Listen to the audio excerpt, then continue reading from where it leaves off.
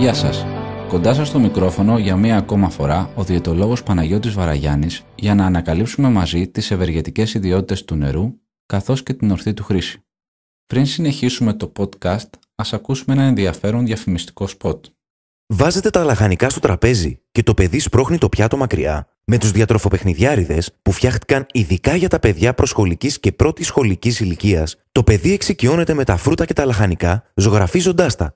Γνωρίστε στο παιδί σας τον Αγκιναρούλη τον ποδηλάτη, τον κύριο Πορτοκάλι που λατρεύει το σκέιτ και την Καροτούλα που λέει ωραία τραγούδια και δεν θα χάσετε. Αναζητήστε τους στο e-shop μας στο mednutrition.gr/e-shop. Αφού ακούσαμε το διαφημιστικό σποτ, επιστρέφουμε στη συνέχεια του podcast. Σας θυμίζω ότι το νερό έχει μηδενική θερμιδική αξία και είναι ιδανικό για όλες τις δίαιτες και τα διατροφικά προγράμματα.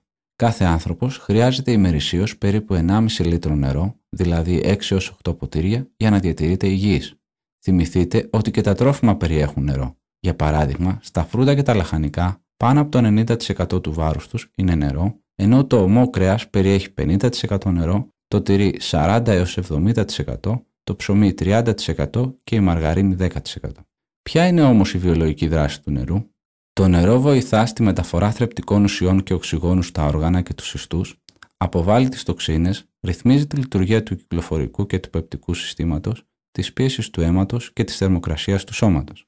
Διαθέτοντας αυτά τα βιολογικά χαρακτηριστικά, το πολύτιμο αυτό υγρό, ο λευκός χρυσός, λατρεύτηκε και θεοποιήθηκε στο παρελθόν, ενώ και στις μέρες μας έχει μετατραπεί σε κάτι καυτό και μυστηριώδες, καθώς η αναζήτησή του και εξερεύνησή του σε άλλους πλανήτες, παραδείγματος χάρη σελήνη, Άρης, αποτελεί μείζον ζήτημα.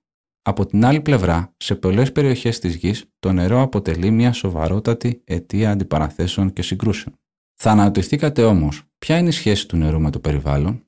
Δυστυχώς σήμερα το νερό αποτελεί είδος προς εξαφάνιση κυρίως λόγω των κλιματικών αλλαγών και της μη ορθής χρήσης του, μα και ταυτόχρονα προϊόν προς κατάκτηση, αφού η απουσία του συνεπάγεται απουσία τροφής, εφαλτήριο για την εμφάνιση διακρατικών συμπλοκών και διαμαχών.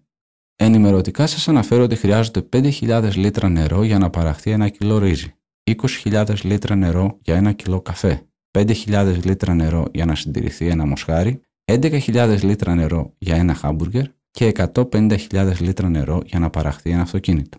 Ανησυχητικό είναι το γεγονός ότι κατά τη διάρκεια του τελευταίου αιώνα η κατανάλωση του νερού αυξήθηκε 6 φορές όταν ο πληθυσμός της γης τετραπλασιάστηκε. Οι Αμερικάνοι καταναλώνουν 6 φορές περισσότερο νερό από τους Ινδούς και 30 φορές από τους Κενιάτες. Επομένως, μία αλλαγή στη διατροφική συμπεριφορά είναι απολύτως αναγκαία, καθώς μία στροφή σε μια πιο οικολογική διατροφή με λιγότερο κρέας και επεξεργασμένα φαγητά θα μειώσει άμεσα το οικολογικό αποτύπωμα και τη σπατάλη νερού. Τι γίνεται όμως στη χώρα μας? Όσον αφορά στη χώρα μας, η σπατάλη νερού είναι τεράστια. Ενώ μια πόλη σαν την Αθήνα απαιτεί για την καθημερινή της λειτουργία 600.000 κυβικά νερού, στην πραγματικότητα καταναλώνονται τα διπλάσια.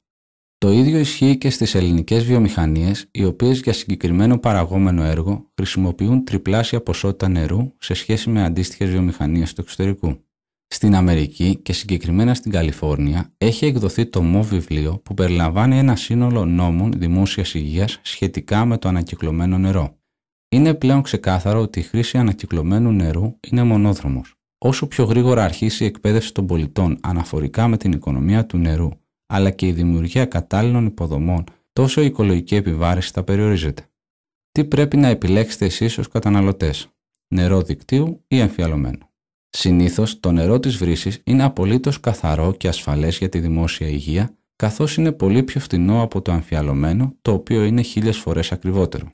Ο μύθος του καθαρού εμφιαλωμένου νερού, ο οποίος στηρίχθηκε κυρίως διαφημιστικά, αρχίζει σταδιακά να αμφισβητείται και από το Παγκόσμιο Ταμείο για τη Φύση. Η συγκέντρωση βενζολίου στο εμφιαλωμένο νερό, η μόλυνση του περιβάλλοντος από τα πλαστικά μπουκάλια, αλλά και η ίδια η μόλυνση του νερού από το πλαστικό μπουκάλι όταν δεν τηρούνται οι βασικές συνθήκες συντήρησης και ασφάλειας, είναι μερικά από τα προβλήματα που προκύπτουν από τη χρήση του. Ως καταναλωτές, επομένως, μπορείτε άφοβα να καταναλώνετε νερό της βρύσης, έχοντας κατά νου ότι με αυτή σας την επιλογή ενισχύετε τη βιωσιμότητα του περιβάλλοντος. Αν πάλι επιλέξετε εμφιαλωμένο νερό για εσάς ή για τα παιδιά σας, προτιμήστε το φυσικό μεταλλικό νερό που έχει χαμηλή περιεκτικότητα σε μεταλλικά στοιχεία. Αν είστε άτομο με υπέρταση ή με ανάγκη περιορισμού του νατρίου, όπως λήψη κορτιζόνης ή υπατική και καρδιακή ανεπάρκεια, προτιμήστε το φυσικό μεταλλικό νερό με χαμηλή περιεκτικότητα σε νάτριο.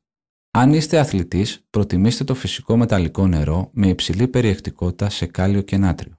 Τέλος, καλή επιλογή θεωρείται το φυσικό μεταλλικό νερό με υψηλή περιεκτικότητα σε ασβέστιο, αν είστε άτομο που χρειάζεται αυξημένη πρόσληψη ασβεστίου, παραδείγματος χάρη γυναίκες, κυρίως για πρόληψη οστεοπόρωσης, ενώ αντενδείκνυται αν είστε άτομο με πρόβλημα νεφρολιθίασης. Υπάρχει τέλος μια πλειάδα νέων τύπων νερού με ιδιαίτερα ευεργετική σύσταση σε ιχνοστοιχεία, παραδείγματος χάρη μαγνήσιο και ηλεκτρολίτες, που αντιμετωπίζουν γρηγορότερα τη δίψα και προσπαθούν να καλύψουν τις ανάγκες σας, ενώ αναμένεται να κυκλοφορήσουν εμφιαλωμένα νερά εμπλουτισμένα με ιδιατοδιαλυτές βιταμίνες, βιταμίνη Β και Σ, προσδίδοντας μια νέα διατροφική διάσταση στο υγρό διαμάντι. Κλείνοντας, σας υπενθυμίζω ότι το νερό δεν είναι εμπορεύσιμο αγαθό, είναι κοινή περιουσία, κληρονομιά και δικαίωμα κάθε ανθρώπου, όπως η τροφή και η υγεία. Μπορεί και πρέπει να προσφέρει σε εσάς μόνο ευεξία και ευζοία και παράλληλα βιωσιμότητα στο περιβάλλον.